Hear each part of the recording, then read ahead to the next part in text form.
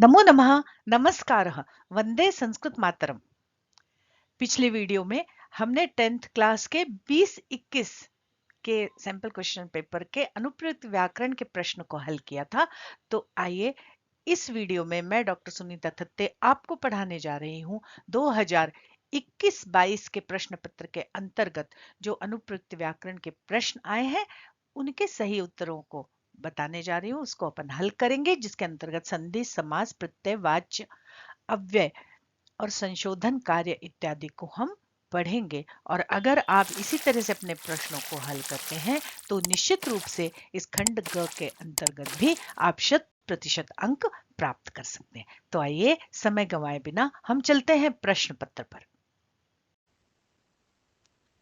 हाँ तो ये देखिए, यहाँ पर हमारा आदर्श प्रश्न पत्र 2021-22 का मॉडल पेपर, या फिर जिसको आप कहते हैं SQP, उसका पहला भाग यहाँ पर है। और आइए हम इसको हल करते हैं। पहला प्रश्न देखें। इसके अंतर्गत हम हल करने जा रहे हैं केवल अनुप्रयुक्त व्याकरण के प्रश्न। पिछले वीडियो में हमने अनुप्रयुक्त व्याकरण के 2020-21 के प्रश्न हल किए हैं। तो आपने अगर वो वीडियो नहीं देखा है तो आई बटन पर जाकर देख लीजिए। अब आइए हम हल करते हैं 2021-22 का SQP। तो देखो, अधोलिखित वाक्येषु रेखांकित पदस्य संधिपदम संधिच्छेद पदम व चिनुत।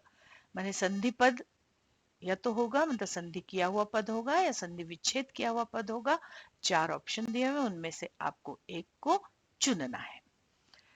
तो देखिए, चलद अनिशम, यहाँ पर पूरे वाक्य का अर्थ करने की आवश्यकता नहीं है। जो रेखांकित पद है उसको ही हम देखें। महानगर मध्ये चलद निशम कालायश्चक्रम। चलद चलदनिशम, यहाँ पर देखिए दो शब्द हमको साफ साफ दिख रहे हैं। पीछे का शब्द हमेशा संधि जोड़ते समय बाद वाला शब्द पहले निकालें। अनिशम, अनिशम निकाल लिया तो चलद अनिशम। अब ये द किसकी जगह हुआ है? त की जगह हुआ है, मतलब ये जश हुआ है, जश तो संधि है। तो चलत धन अनिशम, और हमारा ये उत्तर आएगा चलत अनिशम, चलद अनिशम। जश तो संधि का वीडियो भी आप आई बटन पर जाकर देख सकते हैं। त्वया महत् कौतुकम आवेदितम यत् मानुषादपि विभेषी। यत् मानुषादपि, यत् देखिए त के बाद माने वर्गीय व्यंजन के बाद पंचम वर्ण आ रहा है म, तो इसकी जगह पर भी पंचम वर्ण हो जाएगा त थ द ध न। और हम देखेंगे ऑप्शन में कहा न है, तो ये न दिखा। तो यन मानुषादपि ये हमारा सही उत्तर होगा। यरो नुनासिके नुनासिको, वाह! इसे भी आई बटन पर जाकर आप देख लीजिए अवश्य। चलिए अब अगला प्रश्न देखते हैं हम। अति दीर्घ प्रवासः अयम। प्रवासः अयम, विसर्ग के पूर्व और विसर्ग के पश्चात दोनों तरफ अगर ह्रस्व अ होता है तो विसर्ग को ओ हो जाता है, अ का लोप होके अवग्रह हो जाता है। तो अवग्रह यहाँ जरूर होता है, और अवग्रह वाला ऑप्शन देखिए हमको एक ही दिख रहा है, प्रवासोयम। तो इसका सही उत्तर होगा प्रवासोयम। क। अगला देखिए, अचिरादेव चंडवातेन मेघरवैश्च प्रवर्षः समजायत। मेघरवैश्च, ये विसर्ग संधि की एक खासियत है कि दो शब्द एकदम साफ साफ दिखते हैं। रवैश च, च दिख रहा है अपने को, रवई दिख रहा है, रवैश। तो श किसकी जगह हुआ? विसर्ग जगह पर हुआ है। तो मेघ रवई ही च, ये विसर्ग संधि का प्रसंग है। आगे देखिए, अयम एक तावत विभज्य भुज्यताम। यहाँ पर भी विसर्ग संधि का एक बड़ा कॉमन सा नियम यहाँ पर प्रयुक्त हो रहा है कि विसर्ग के ठीक बाद अगर त आए तो विसर्ग की जगह पर स हो जाता है। अभी देखिए, कह के बाद त आया है, विसर्ग की जगह पर स हो जाएगा। तो यहाँ स एक ही जगह में दिख रहा है, तो ये हमारा ये वाला विकल्प सही होगा, अयम एकस्तावत। चलिए अब हम दूसरे प्रश्न की ओर बढ़ते हैं। दूसरा प्रश्न क्या कह रहा है? अधोलिखित वाक्येषु रेखांकित पदानाम समासम विग्रहम वा प्रदत्त विकल्पेभ्य चिनुत। रेखांकित पदों का समास करना है तो समास, और विग्रह करना है तो विग्रह करके लिखा हुआ है। आपको तो दिए हुए विकल्पों में से उचित विकल्प को चुनना है। तो देखिए, समलम धरातलम, कुत्सित वस्तु मिश्रितम, भक्षम समलम धरातलम, मलम समलम। हमने अव्ययी भाव समास जब पढ़े होंगे तो हमने देखा होगा कि अव्ययी भाव समास में जो अव्यय है वो इसके में आने वाले बाद वाले पद के साथ जुड़ता है और पूरे के पूरे पद को अव्यय कर देता है, और उसको तोड़ने का तरीका थोड़ा अलग होता है। जब स आता है तो सहित, सहित के भाव में आता है। तो मलेन सहितम, मल के साथ, जैसे बोलते सपरिवारम, परिवारेण सहितम, है ना, सब प्रेम भेंट, प्रेमणा सहितम। तो ये मलेन सहितम, ये वाला ऑप्शन हमारा सही होगा। चलिए अगला प्रश्न देखते हैं। भयेन आकुलम, यहाँ पर सीधे सीधे तत्पुरुष समास दिख रहा है। भले, भयेन आकुलम, भय में से तृतीया हटेगी और शब्द बनेगा भयाकुलम। ततः प्रविशतः विदूषकेन उपदिश्यमान मार्गौ तापसौ कुशलवौ। कुशलवौ माने कुश और लव दोनों के बीच द्वंद्व समास है, तो च लगेगा। देखिए, कुशः च लवः च, कुशलवौ, यहाँ पे लवः च कुशः च, अगर ये सही होता तो लव कुशौ बनता। कुशः च लवः च कुशलवौ बनना है। तो ये चूंकि दो लोग हैं तो द्विवचनांत शब्द है ये, तो कुशः च लवः च इति कुशलवौ, ये इसमें आपका ये पहला वाला ऑप्शन सही होगा। अब देखिए, कश्चित कृषकः बलिवरदाभ्याम क्षेत्रस्य कर्षणम कुर्वनासी, क्षेत्र का कर्षण कर रहा था, मैंने खेत को जोत रहा था। तो ये भी षष्ठी तत्पुरुष समास है, इसमें से षष्ठी हटेगी तो क्षेत्र और कर्षण दोनों आपस में जुड़ जाएंगे, तो हमारा शब्द बनेगा क्षेत्र कर्षणम। देखिए, क्षेत्राकर्षण नहीं बनेगा, अगर यहाँ आकर्षण शब्द होता तब तो क्षेत्राकर्षण बनता, पर केवल कर्षण शब्द है तो क्षेत्र कर्षणम ही सही विकल्प होगा। चलिए अगला देखिए, सवाष्पम,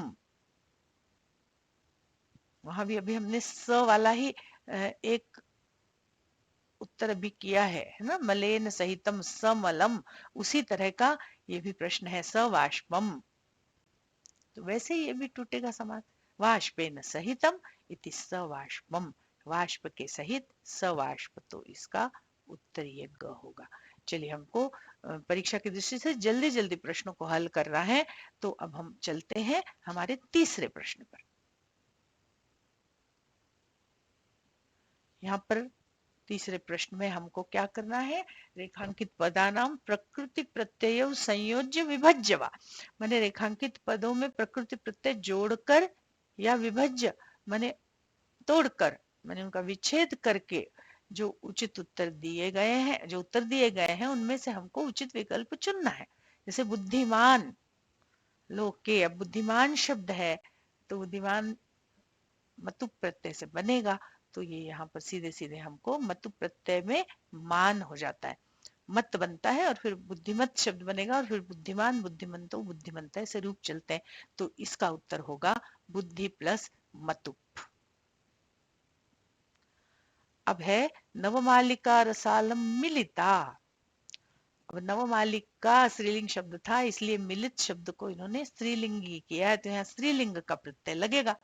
तो स्त्रीलिंग का प्रत्यय यहाँ पर दो जगह दिख रहा है, टाप टाप, पर मिल में टाप नहीं लगेगा, मिलित में टाप लगेगा, और हमारा उत्तर बनेगा मिलित प्लस टाप, मिलिता। अगला देखिए, बुद्धि बल धन मतुप तन विसर्व कार्येषु सर्वदा। अब देखिए, यहाँ बल धन मतुप, जैसे यहाँ पर बुद्धि प्लस मतुप था, आपने झट से बुद्धिमान को बुद्धि प्लस मतुप कर दिया। अब बल प्लस मतुप या बल धन मतुप देखकर आप उसको तुरंत अगर बलवान कर देते हैं तो आपका उत्तर गलत हो जाएगा। इसलिए प्रश्न को अच्छी तरह समझिए। बल प्लस मतुप से बलवान शब्द बनता तो है, पर यहाँ ध्यान दीजिए कि ये बलवान शब्द, ये जो बल मतुप है वो किसका विशेषण है, वो बुद्धि का विशेषण है, और बुद्धि होता है स्त्रीलिंग, तो बलवान बनेगा और फिर उसको स्त्रीलिंग में परिवर्तित करना पड़ेगा, नीप लगेगा, और फिर शब्द बनेगा बुद्धि बलवती, बलवती तन्वी। तो ये बलवती जो इसका ऑप्शन है ये सही है, और ये बलवान ऑप्शन यहाँ पर गलत होगा, क्योंकि बलवान पुल्लिंग विशेषण है और बुद्धि स्त्रीलिंग विशेष्य है, उसके साथ ये मैच नहीं हो पाएगा। चलिए अब अगला अगला प्रश्न देखते हैं। अगले दो प्रश्न बचे हैं। आकारस्य लघुत्व कार्यबाधक न भवेत्। ये तो प्रत्यय तो बड़ा सरल था, सीधे सीधे जुड़ता है, इसमें से कुछ भी हटता नहीं, तो लघुत्व शब्द बना। तो लघुत्ता लघुत्वा ये दो तो नहीं होंगे। अब यहाँ पर हमें संशय होगा कि लघुत्वम होगा कि लघुत्वा होगा।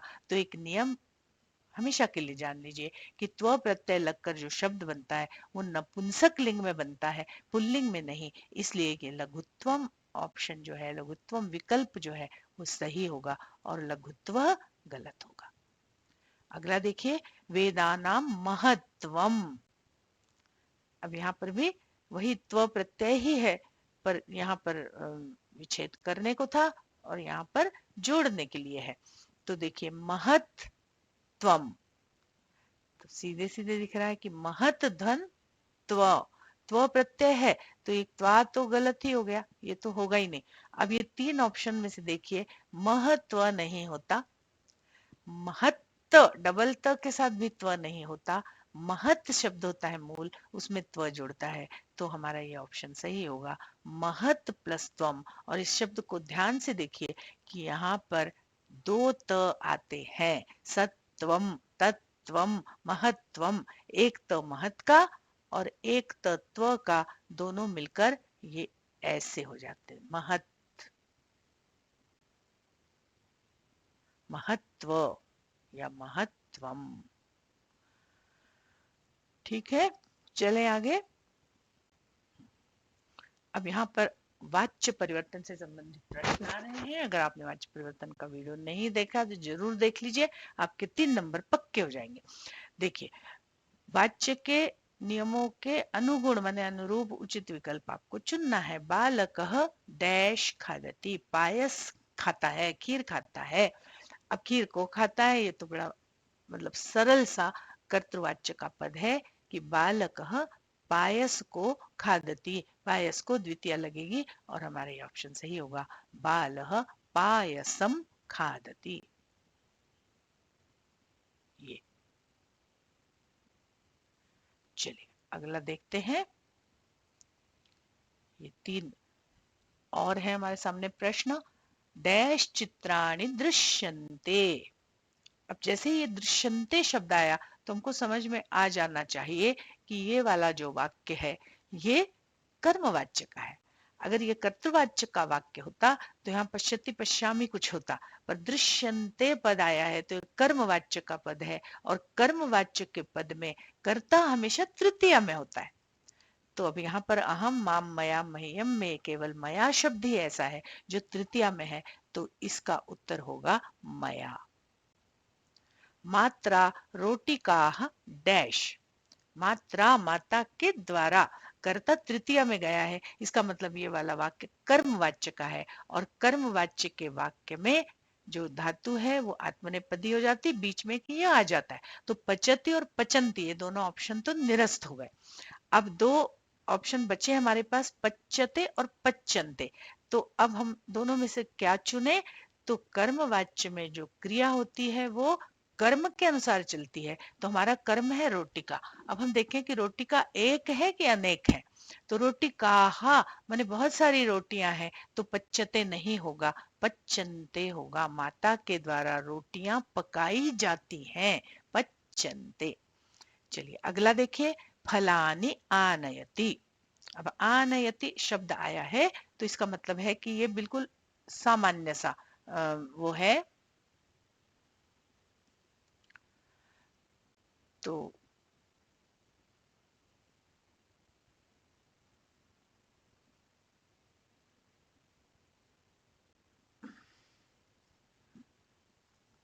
डैश फलानि आनयति। अभी आनयति शब्द आया है, इसका अर्थ ये हुआ कि ये आनयति ये कर्तृवाच्य का पद है, कर्तृवाच्य का वाक्य है। तो यहाँ पर कर्ता प्रथमा में होगा। अब यहाँ पर प्रथमा के 3 शब्द दिख रहे हैं, पितरः, पितरौ और पिता, है ना। पितृ शब्द के रूप चलते पिता, पितरौ, पितरः, माने एक वचन, द्विवचन, बहुवचन तीनों कर्ता यहाँ पर लिखे हुए हैं। पर हम कौन से कर्ता को चुनेंगे? हम क्रिया के हिसाब से कर्ता को चुनेंगे। आनयति प्रथम पुरुष एक वचन की क्रिया है, तो कर्ता हम चुनेंगे प्रथम पुरुष एक वचन, माने प्रथमा का एक वचन पिता। पिता फलानि आनयति। तो इस तरह से हमारा वाच्य संबंधी प्रश्न हल हो गया। अब आइए हम अगले प्रश्न पर चलते हैं। अगला प्रश्न क्या कह रहा है? प्रदत्तेभ्य विकल्पेभ्य समुचितम काल बोधक शब्दम चिनुत। दिए विकल्पों में से उचित काल बोधक शब्द चुनिए। और इसके लिए भी एक वीडियो बना हुआ है समयवाचक शब्दों के लिए, बड़ी सरलता से आप उसको समझ सकते हैं। पर चलिए, अभी तो हम परीक्षा की दृष्टि से जल्दी जल्दी हमको प्रश्न पत्र हल करना है, तो आई बटन पर जाकर वो वीडियो देख लीजिए आपने, अगर नहीं देखा है तो। अभी इसको हल करते हैं। माता प्रातः उत्तिष्ठति, और यहाँ पर 8 लिखा हुआ है, मतलब 8 बजे को हमें संस्कृत में लिखना है। तो यहाँ पर देखिए 8 सार्ध और पादोन तो है नहीं, पूरा 8 बजा है। तो अष्टवादने आष्टवादने दो हमको विकल्प मिल रहे हैं, आष्ट शब्द नहीं होता है, अष्टवादने ये इसका सही विकल्प होगा और हमारा उत्तर बनेगा अष्टवादने। चेतक एक्सप्रेस इति रेलयानम देहलीम आगच्छति कब? 4:45 पर, 4:45 पर। तो अब ये 4:45 माने पौन वाली बात हो गई, तो 4:45। तो पौने के लिए शब्द होता है पादोन, है ना।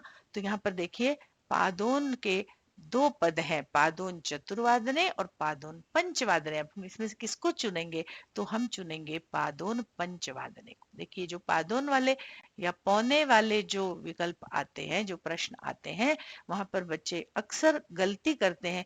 यहाँ 4:45 दिखा तो पादोन चतुर्वादने लिख देते हैं।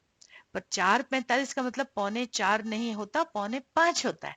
तो जब कभी भी हमको पौने वाला प्रश्न आए, तो यहाँ जो संख्या लिखी होगी उसके आगे की संख्या हम लिखेंगे। जैसे 4:45 लिखा है तो पादोन पंचवादने, और 5:45 का 5:45 का है तो पादोन षटवादने का विकल्प हम चुनेंगे। मल्लिका प्रातराशम करोति कितने बजे? 7:30 बजे। 7:30 को क्या कहते हैं हमको देखना है, साढ़े को कहते हैं सार्ध। यहाँ सार्ध का एक ही ऑप्शन है, तो सार्ध सप्तवादने। अगला देखिए, राहुलः प्रातर्भ्रमणाय गच्छति कब? 6:15 बजे, 6:15 पर। तो सवा के लिए शब्द होता है सपाद। तो यहाँ पर देखिए सपाद का एक ऑप्शन आ रहा है, सपाद। सपाद षटवादने माने 6:15 बजे। रेलयानमेकम डैश उत्तरांचलम प्रति गच्छति। एक उत्तरांचल के प्रति रेलयान जाता है कब? 1:15 पर, मतलब 1:15 बजे। तो 1:15 बजे है तो सपाद वाला उत्तर मिलेगा।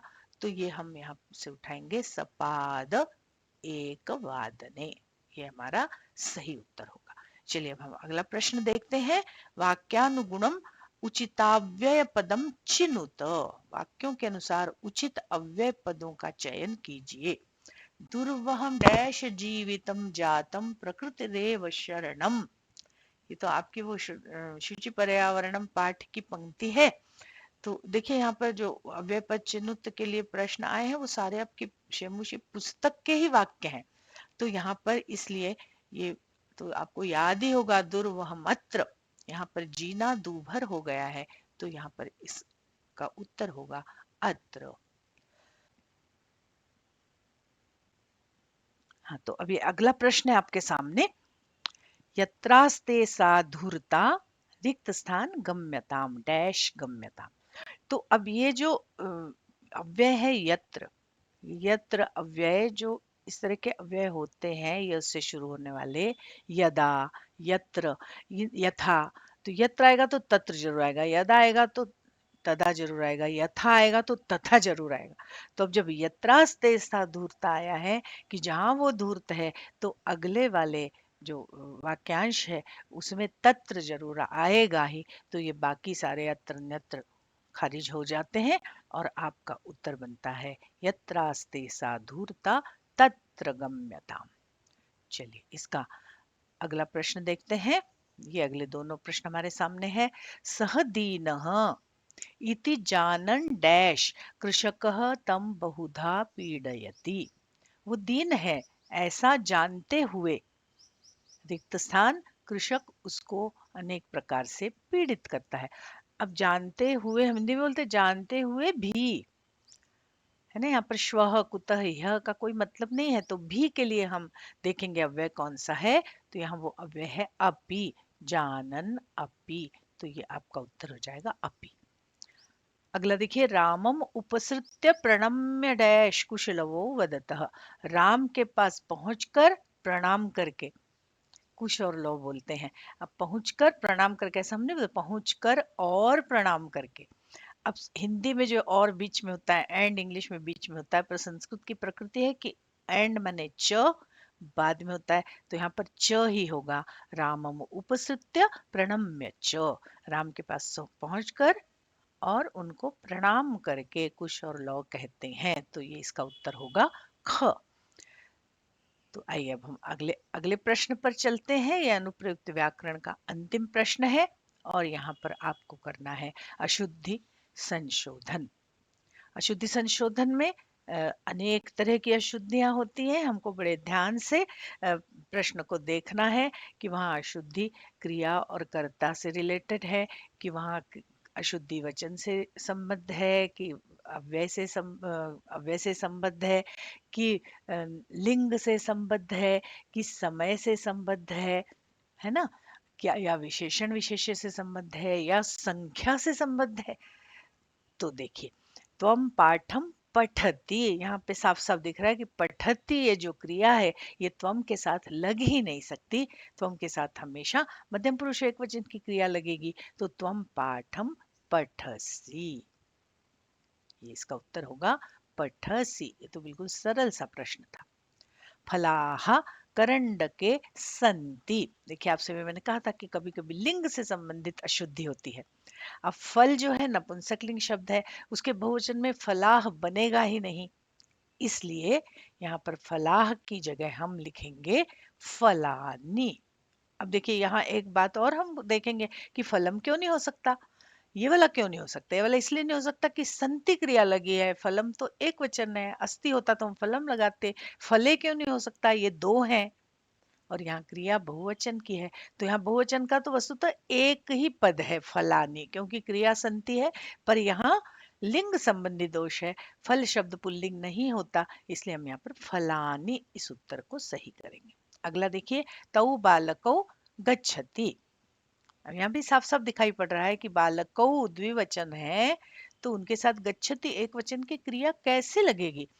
तो दो वचन की के करता है तो क्रिया भी दो वचन की द्विवचन की लगेगी, गच्छतः।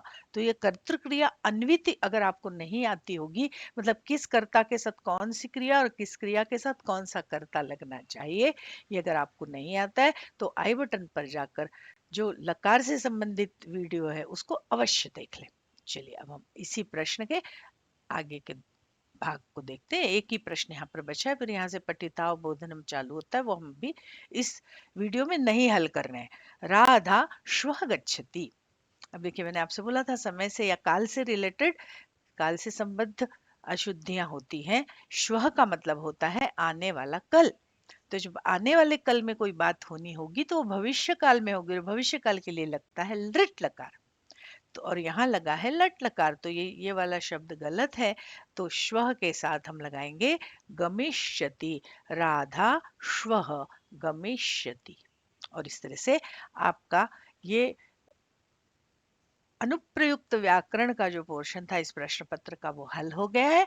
तो आशा है आप लोगों को अच्छी तरह से समझ में आया होगा। यदि समझ में आया है तो जल्दी से लाइक करें, शेयर करें, सब्सक्राइब करें और अपने मित्रों के साथ इसको जरूर शेयर करें।